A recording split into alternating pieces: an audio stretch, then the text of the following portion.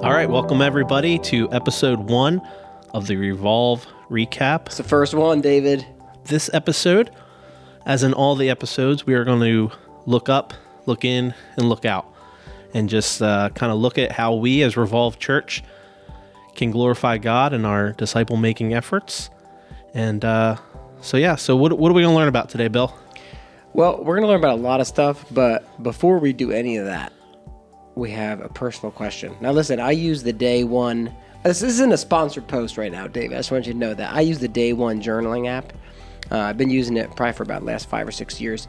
And every day they give you a daily prompt. And I don't use the daily prompts because often they're just completely irrelevant, which I thought would make it completely relevant for our podcast. And so today's daily prompt is, do you exercise at least twice a week? I do not, which may come as a surprise because I look like a physical specimen of epic proportions. What about you, Bill? Do you exercise twice a week? Well, yeah. So Gene and I have been working out together since the kids were back at school.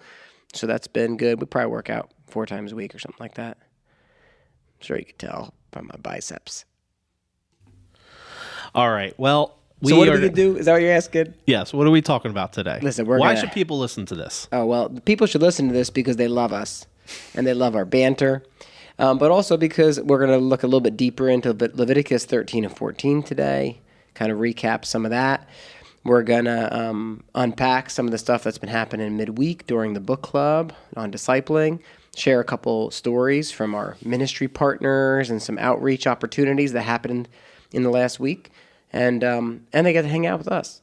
All right. Well, we are going to get started, and so stick with us, and we are going to get right into it as we look up at what God is speaking to us through the book of Leviticus.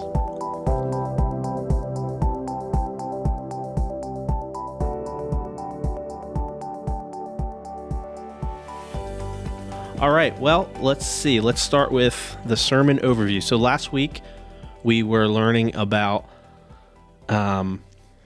leprosy and what that has to do with sin and sin within our own lives, but also sin within the church and how we deal with that in a healthy way. Yes?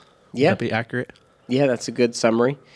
This is building upon everything we've been looking at in Leviticus related to what we would call kind of a Hebrew or ancient Near Eastern understanding of spiritual geography. You have this idea in the Bible that there's this sacred space. So we see this first in the Garden of Eden. The Garden of Eden is sacred space where God walks with Adam and Eve unhindered.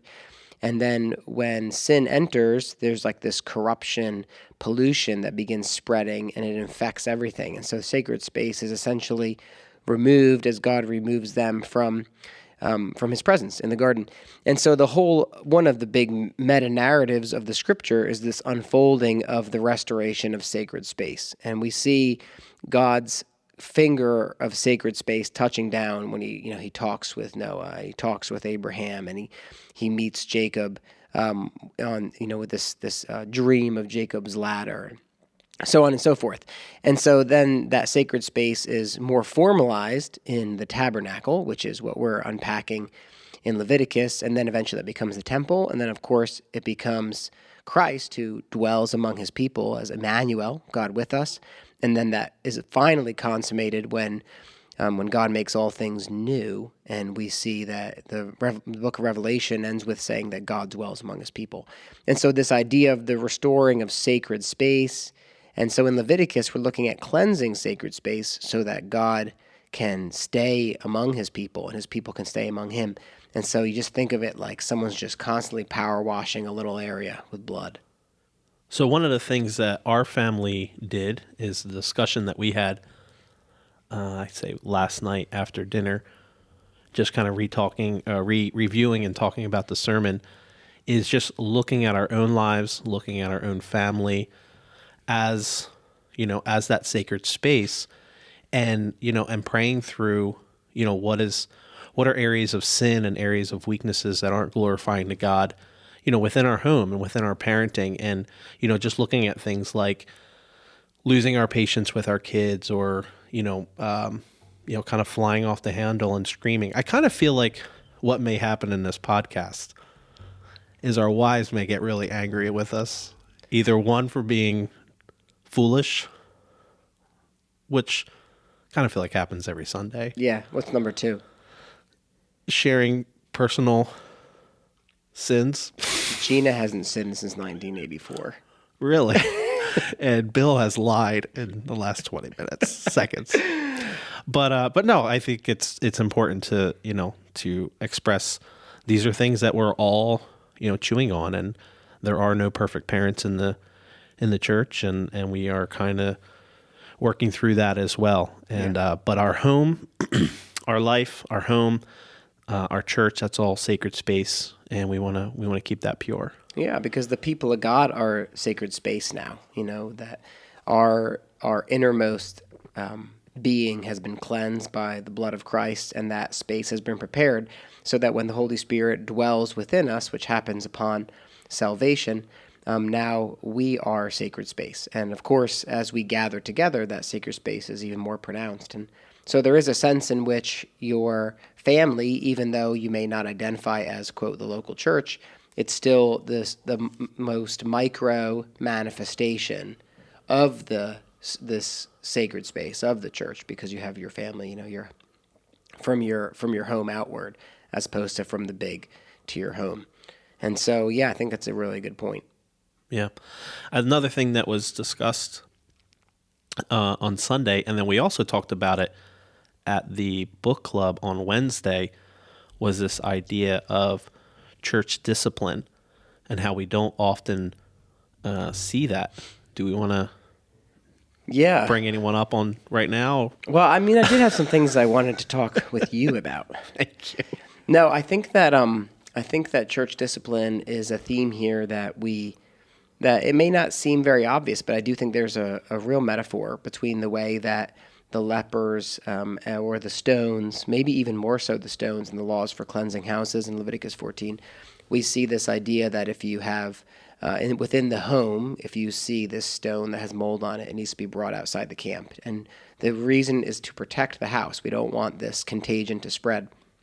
And so I think when you look at that broadly, and then you compare that to the idea of church discipline, which we see in Matthew 18 and 1 Corinthians and Titus and elsewhere, we see this idea of church discipline isn't about punishment. Church discipline is about protection, about protecting God's house from the spreading contagion of sin. And then the goal of it is not, again, it's not punishment. The goal is restoration, as Paul talks about in 2 Corinthians, to restore the brother who repented. And so I do think that same, we talked a couple weeks ago about the idea of the spirit of the law, and how you see even in the bodily discharge chapter, you saw this idea that God's heart is to provide a way for cleansing. His heart is to provide a way for restoration. And it's the same way here with the leprosy chapters, that God's heart is the same, that this isn't God being cruel. This is God being loving by being merciful to protect his community, his covenant community, to protect individuals, but then also to provide a way for restoration. And so we see the mercy and grace of God as present in this. And I think, to continue to use, metaphors that are, used throughout the Bible, is to look at the family metaphor. As the church, as the body, we are a building. We ourselves, are the tabernacle, and the stones that make up the tabernacle or the temple. But we're also the family. So if you discipline your family, your child, or or even have to rebuke or correct your wife or something like that, it's all done out of love and with the main goal of restoration. Yeah, of maturity.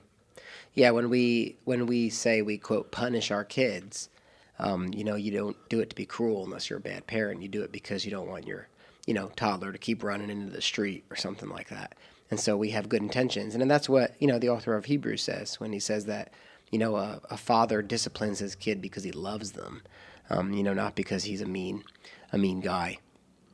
There's a couple other things, if you don't mind, that I wanted to mention from Leviticus 14. I think there's some cool parallels which we did not get to consider or comment on, just for the sake of time, this past week. And that's really, again, in the law of cleansing houses.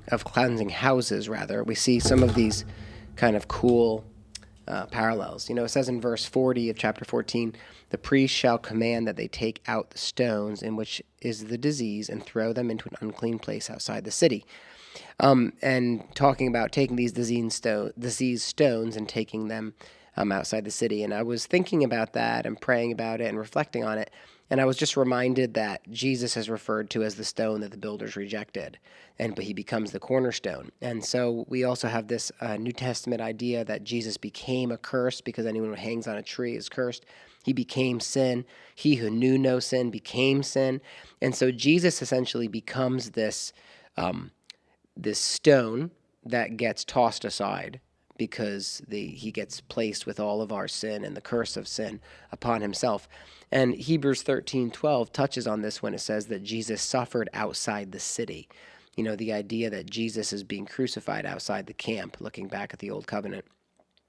And then he becomes this new cornerstone of this new temple that's built, because actually the old house is left desolate.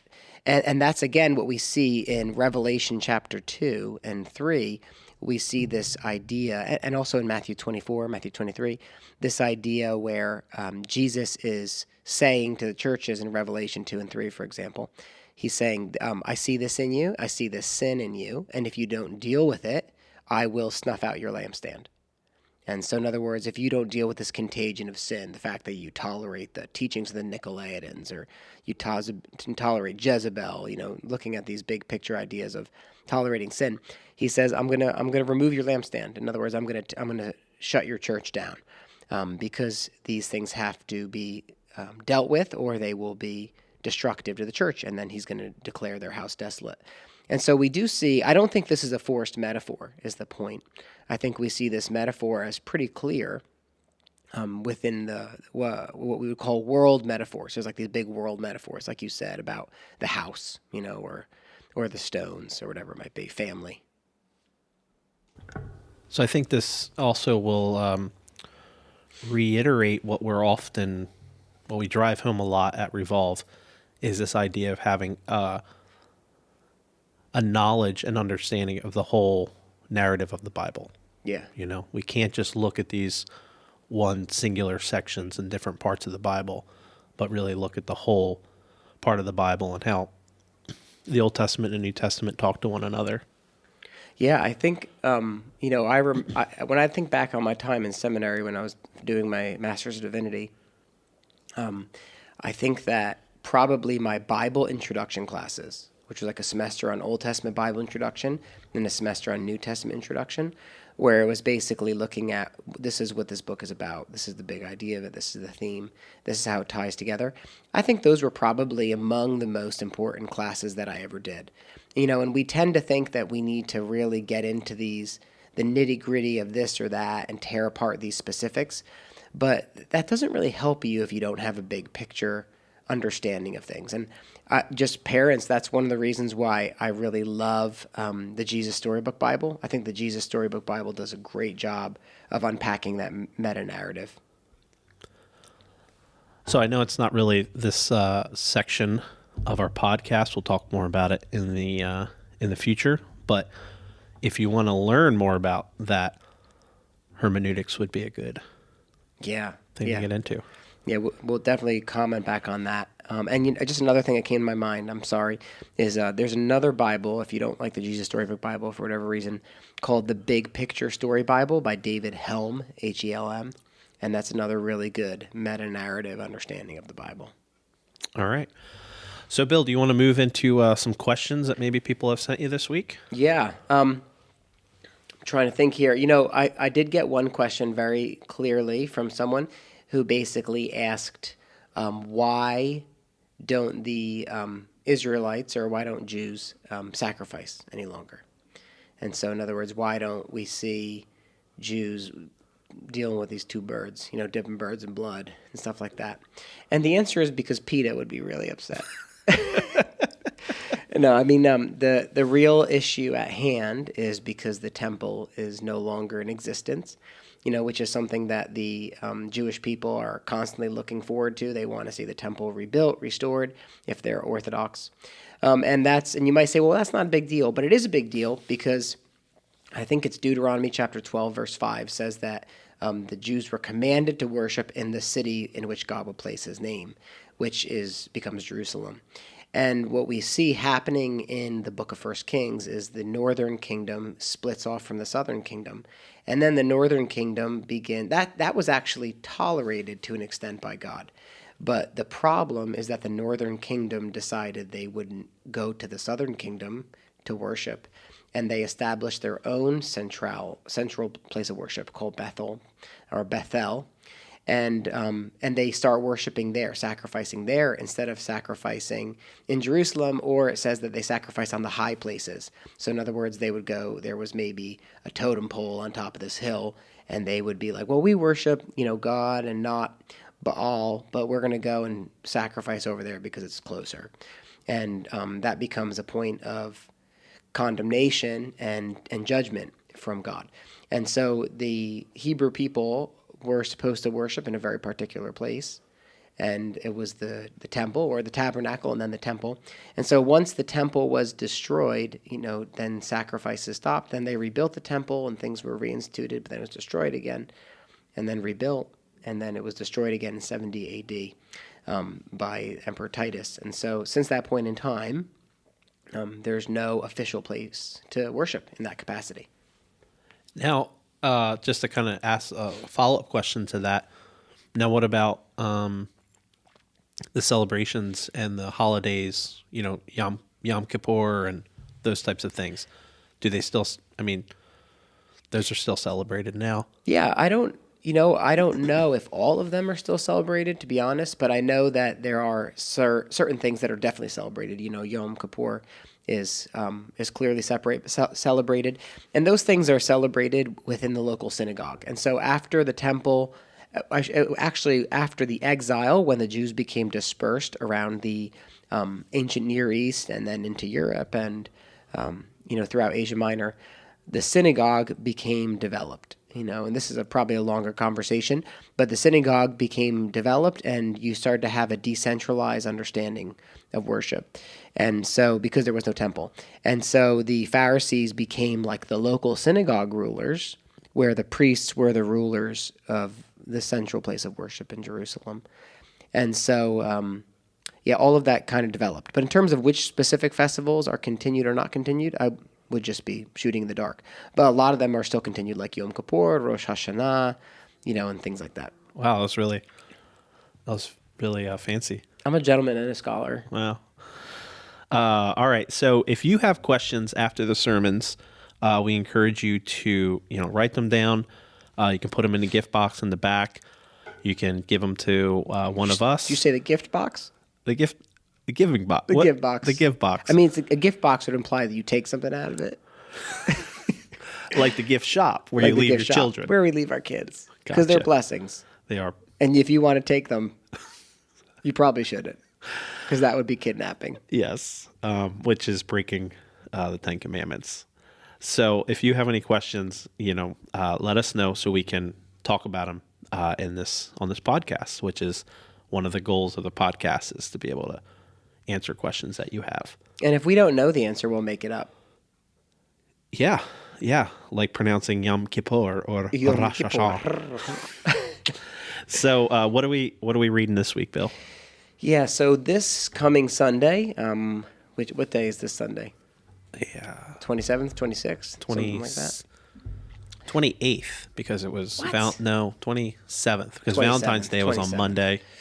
Yeah, this coming Sunday is the 27th, and we will be looking at Leviticus chapter 16, which is the central chapter of the book of Leviticus. It's actually the central chapter of the whole Torah, with the first 5 books of the Bible, the Pentateuch. So no pressure, but it's the Day of Atonement. It's Yom Kippur, the day of covering, literally, the Day of Atonement, this idea of atonement, satisfying a a payment. And so if you're preparing for Sunday, you should read Leviticus 16 for sure. You should also consider reading Hebrews 9 and 10 because you have Leviticus 16 in terms of the Old Testament understanding of this is what Yom Kippur is all about. And then Hebrews 9 and 10 unpacks from a new covenant, from a post-Jesus perspective, looking back about how we should understand Yom Kippur in light of Jesus as the Messiah. Which is actually pretty cool because I'm doing a reading through the Bible plan that reads Old Testament, New Testament throughout the Bible. And that's going to be about where I am because I read Hebrews 5 this morning and Leviticus Cool. 11 and 12. So if you're reading through the Wow, Bible look in at one that. year, you're right on schedule with that as well. It's like whoever did that reading plan planned it that way. Well, you didn't plan it. I didn't say that I did. Oh, okay. But somebody was very tricky. All right. Well, we're going to take a quick little 10, 15 second break to stretch our legs. You should do the same. And we're going to come back and look at how we connect inwardly as the family of God. So we'll be right back.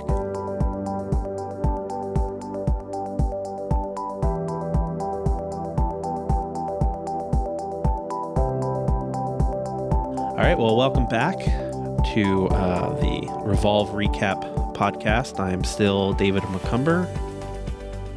I'm Bill. So we are going to look at what we've started. How long ago did we start the book clubs? You know, we started them over the summer when we went through R.C. Sproul's Everyone's a Theologian book. I think probably in like May or June, something like that.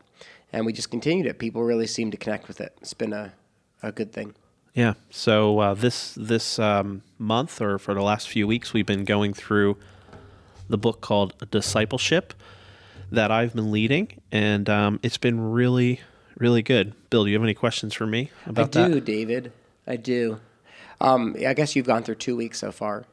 Yes. Can you tell us about what are some of the highlights for you as a teacher, as a leader, Yeah. you know, as the discipling connoisseur?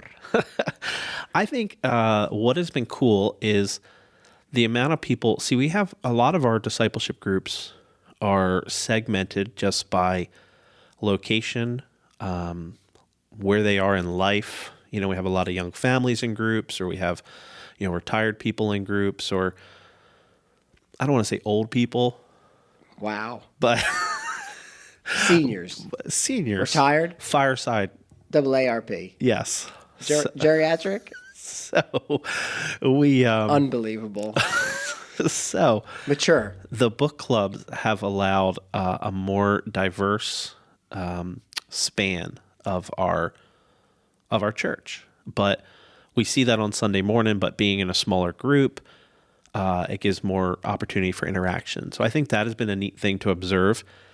Is just, you know, the different. It's like a more accurate cross segment. Yeah, and so just everyone's sharing, you know, where they are in life and what discipleship is, you know, for their particular place in life. It's been cool to observe. So I've enjoyed that. And I think a really big one, and we really try to push this with Revolve when we do, if you've ever taken the Hub class and have had a conversation with Bill or myself, is really driving this idea of culture, not program. And I think people are starting to. It's I saw it click last week where people are realizing that it's not discipleship isn't the hub. It isn't an 8-week course. So give me when you talk about discipleship as culture versus a program, you know, like unpack that for us. So when most people think of discipleship as program, and so when people think of discipleship, in your opinion, what do you think comes to the mind for most people? I think people think of a Bible study, Okay. of you know, a weekly meeting Right. that may go. But I mean, discipleship happens there, right? Yeah. I So would say then- a part. So we gave, you know, the definition of discipleship that we've agreed upon in the book club is helping someone to follow Jesus better. So what does that look like? That looks like Sunday morning. You as the pastor, as the elder, are helping people follow Jesus better because you're learning deeper biblical truths About bodily discharge. and leprosy Yeah. and how much you It's love helping a Braveheart. lot. It's really helping. Yeah.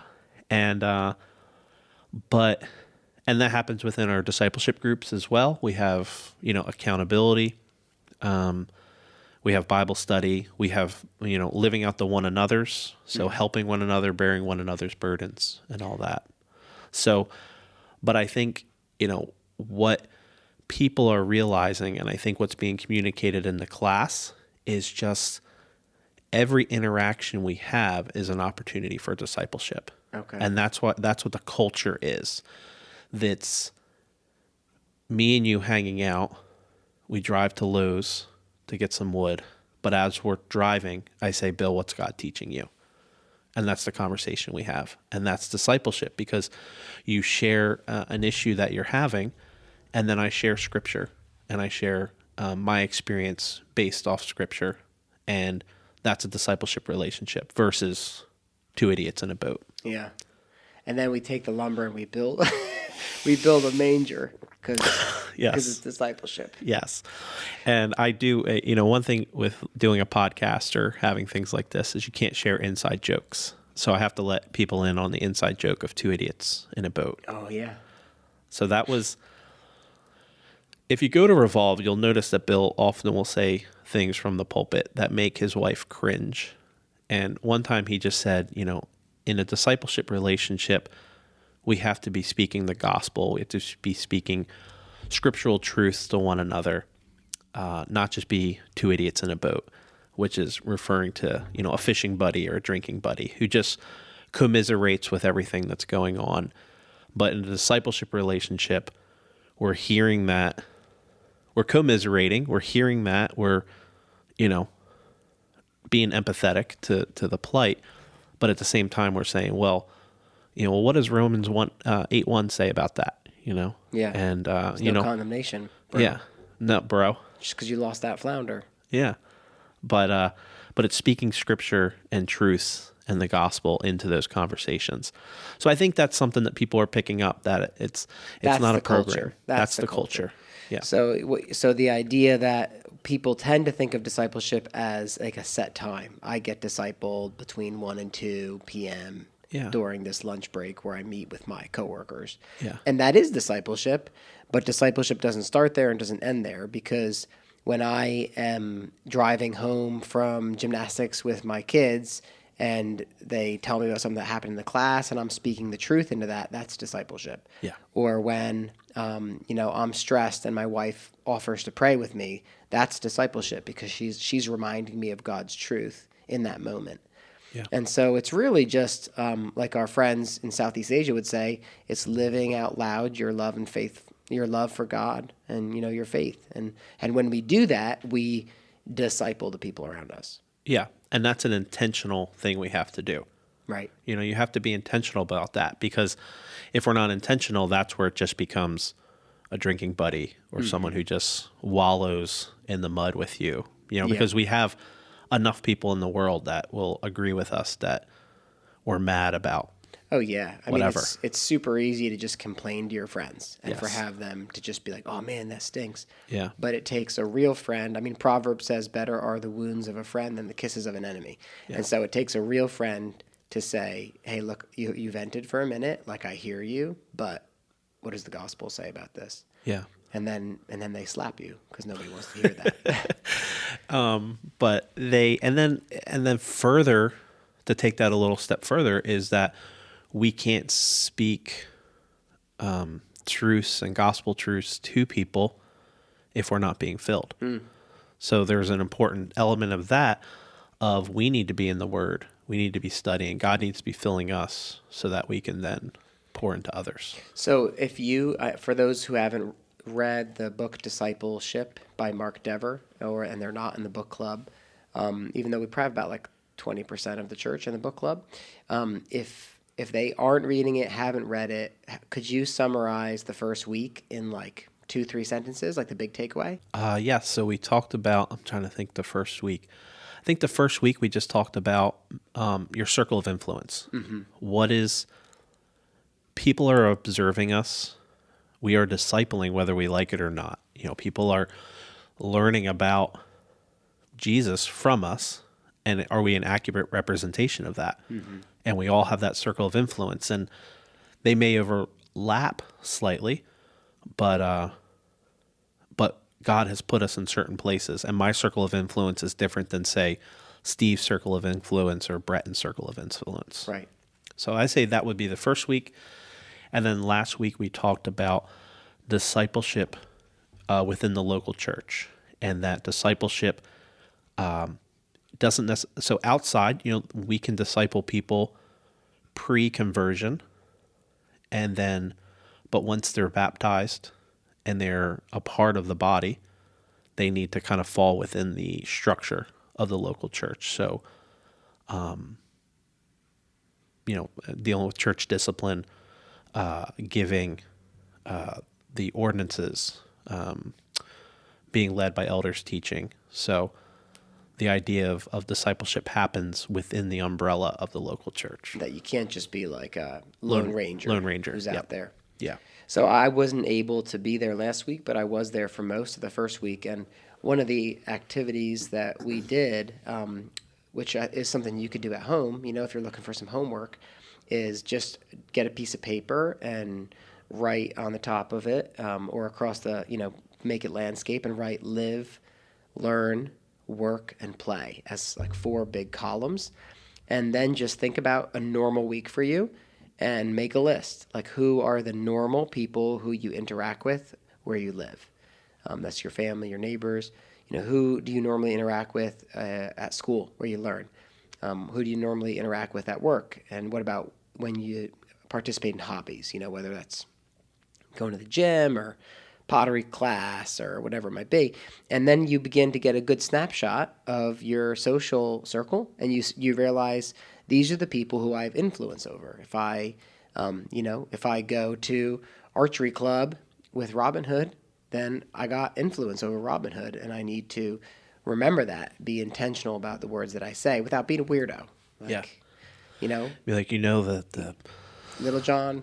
That the Proverbs say that the words are like arrows. Once you send them off, you can't get them back. Can't get them back, Robin. Yep. That's it. All right. Well, so that is what's going on in the book club, and some of the discipleship stuff we've been working on. But coming up, what is the next book club?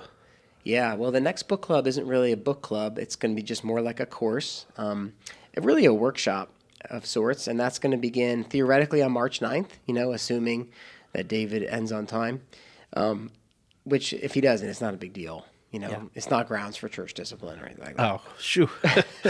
But the idea with that workshop is we're going to spend at least 1 or 2 weeks unpacking why the books that are in our Bible, how we got them.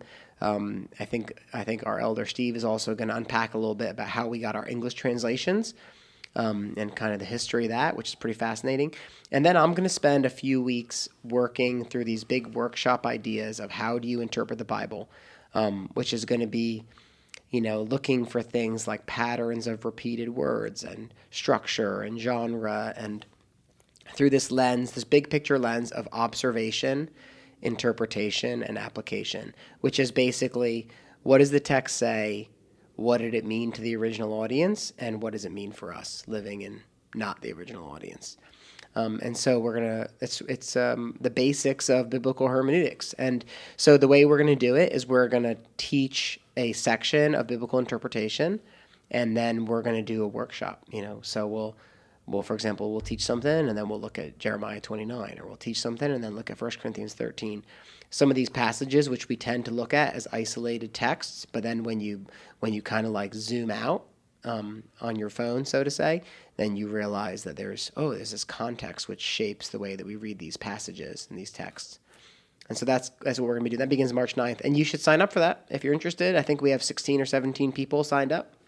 Nice. But because it's a workshop, it should be fine, because we'll do like a bit of a teaching, and then we'll break up into groups where we'll work through stuff and then come together.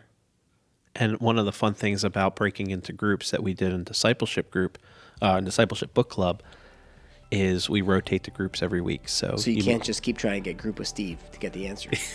Yes.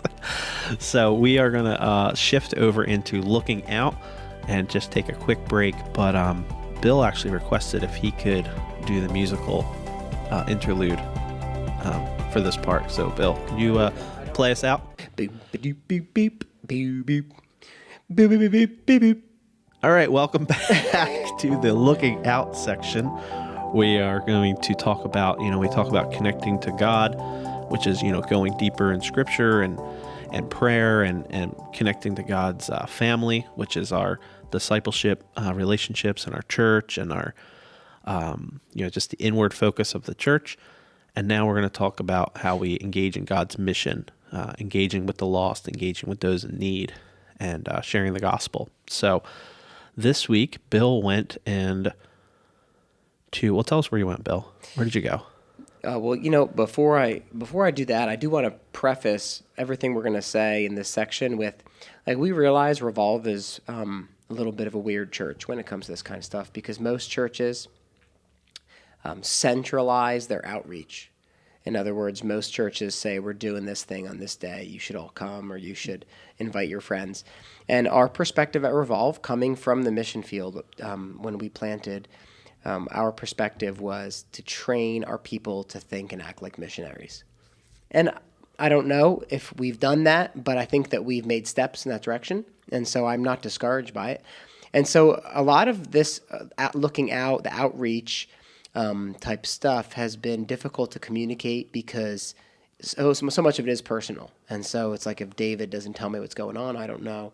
And so one of the things that we get to do today is to share a couple really cool things that God's doing. And at least one of them you can take part in the future. And for the others, you can pray. And I know that might not seem super exciting, but, prayer is the work of the ministry, as we see in Acts chapter 6. And so we want to make sure that we don't undervalue that. So anyway, this Saturday, a group of us, it was actually 3 families, went over to the Cape May Courthouse First United Methodist Church, which is right there on Route 9. And I think it's the second Saturday, third Saturday. You're telling the story, Bill. Well, my story's got lots of holes in it, David. Let me look at the calendar real quick. So this last Saturday was the third Saturday of the month. And every third Saturday of the month, the Courthouse Methodist Church hosts a food pantry. But the food pantry, they do a really impressive job. It's like a well-oiled machine. It's not just a food pantry. It has gospel-centered counseling. It has a thrift store where everything on the third Saturday is free. It has opportunities for kids to do a craft, these kinds of things. So basically the way it works is you come in and you are assigned a number, and then you go through, and if it's your first time there, they have a newcomer packet they have to fill out and these kinds of ideas.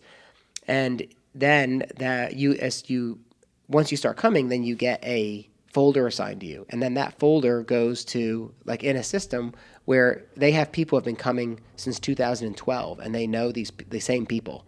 They're building a relationship with them. And so there's a couple things that happen. They get a piece of paper where they can mark off some groceries that they want, and they can get a breakfast sandwich. They can get a cup of coffee. They can fill up a grab bag of miscellaneous things that aren't technical food pantry items, but they were donated, like ramen or something like that. And then while all that is happening, while they're waiting for their food bag to be filled, which has the standard food pantry things, they come and they sit down with a counselor.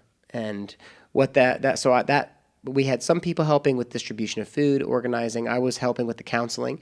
And so what that looks like is the person sat down with us, and we just spent a couple minutes chit-chatting, asking them who they are, what's a little bit of their story, what brings them in today, just the same way you would make conversation with anybody. And then we would take that to the next spiritual level, kind of thinking about the conversation quadrants, going from casual to meaningful, meaningful to spiritual, spiritual to gospel-centered. And so during that time, we had lots of opportunities to pray with people for needs that are going on. We were able to share the gospel with at least 2 women and just encourage them. And because there's an ongoing rapport being built there, an ongoing relationship, it's nice because people know that you're not treating them like a project. You're treating them like they're made in the image of God. And so it was really a privilege to be there, and the Methodist Church does a great job of organizing it. And so they did say to us that they are in need of counselors, and don't be scared off by that word. That's just the word that they talk, or the word they use. If you went through the hub, basically it's making spiritual statements and being able to pray with people and encouraging people to read the Bible, and that sort of thing. So yeah, keep that on your mind because there's ample opportunities to help. And as we gear up for March, we'll make sure that we have a sign-up sheet so we can give them a heads up how many people are coming. And what I think is cool about what you said was you went as a family and then you went with other families as well, correct? Yeah. So, I mean, my kids are 5 years old and 9, and they both went, and they were really excited. This is the 3rd month in a row my kids have gone. This was the first month I could go, but Gina brought the girls the last couple months. And this time they were able to organize, there's these are cans of beans. The kids put all the cans of beans in one place and help organizing, stuff like that. And then after that was done, my kids went up to the thrift store and, quote, helped, which I think actually meant that Emma said they did a fashion show. And then I don't know who it was for. That would be what I would do. Yeah, well, I guessed that. Plus size model. Yeah. And then after that, they went down and they actually had a folding table set up with a little craft, like a Valentine's Day craft, where they made a butterfly with a lollipop, and they did crafts with some of the kids who were there from the families, and so that was pretty cool because then the kids get to feel like they're participating. And we always talk about family on mission and how it can be hard because you want to teach these values to your kids, but there's not your kids can't go to work with you all the time and see you trying to share with your coworker, but this is a really tangible way. And I'll tell you what, my kids love it. I mean, they really love it.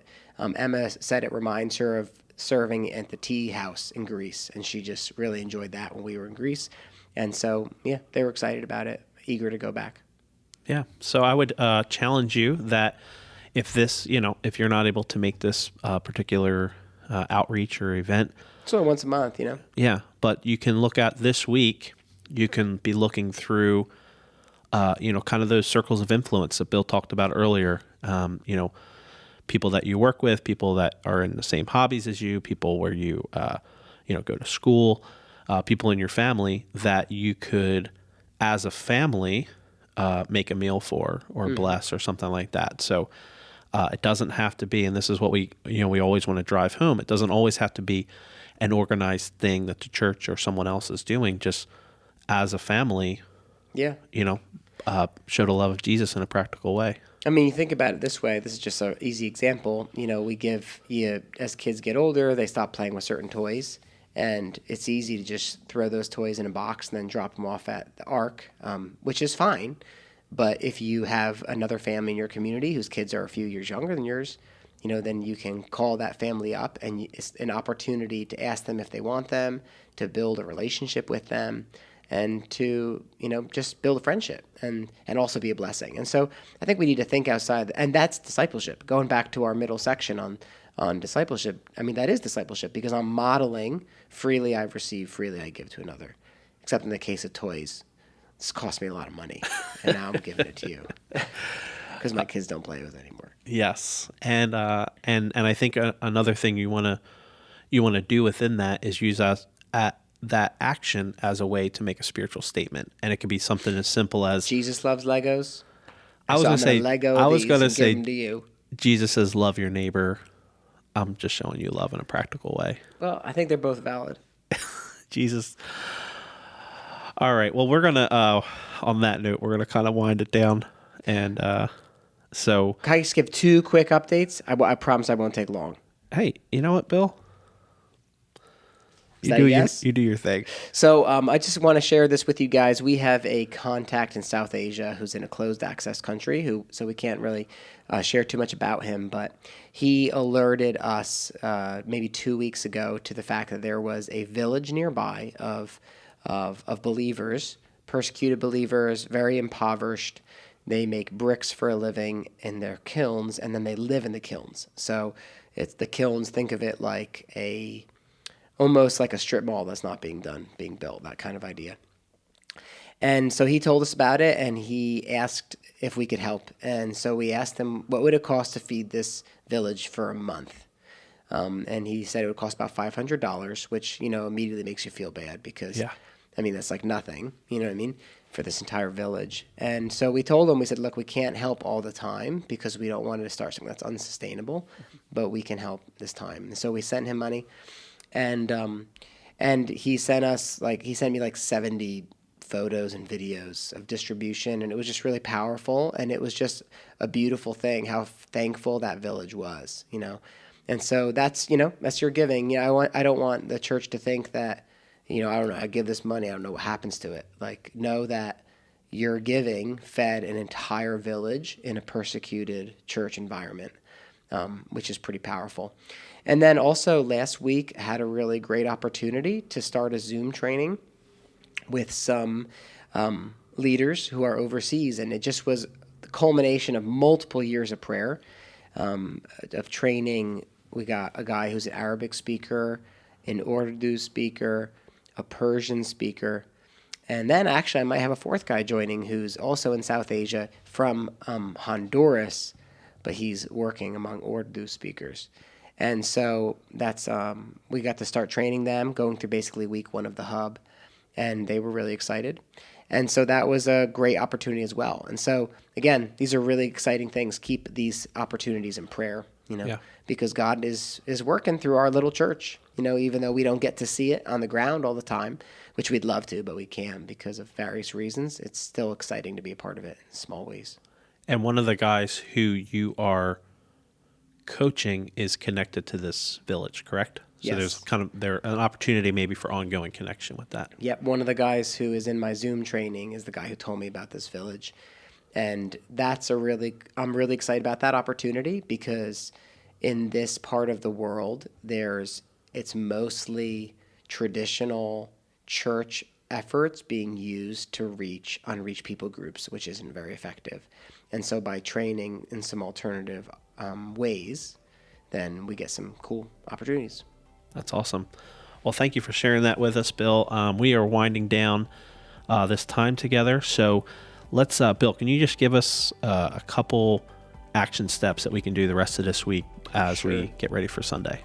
Well, step 1 would be read Leviticus 16 and Hebrews 9 and 10. That will prepare you for Sunday message, and you'll get more out of Sunday if you read that. That's Leviticus 16 and Hebrews 9 and 10.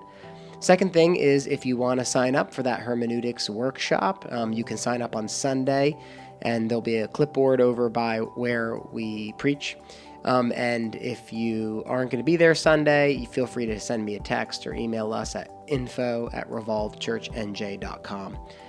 And so you can sign up there. Also, David suggested a good opportunity of keeping an eye out where you live, work, learn, and play, and maybe make someone a meal, or someone has a need for some clothes, or maybe your coworker says their water heater broke and they can't afford it. But keep an eye out for how you can serve your neighbor and love your neighbor in the name of Jesus, and the name of Jesus being a key part. So you're not just like, here you go, I'm pretty good, help them out in the name of Christ. Yeah. And so those would just be 3 action steps for this week. All right. Well, we hope you enjoyed this episode 1 of the Revolve Recap, and we will see you on Sunday and be back here again next Wednesday. So, Bill, I will see you later. I think I'm going to see you as soon as we hang up. Yeah, that's true. All right, guys. Thanks a lot. Have a great day. Subscribe.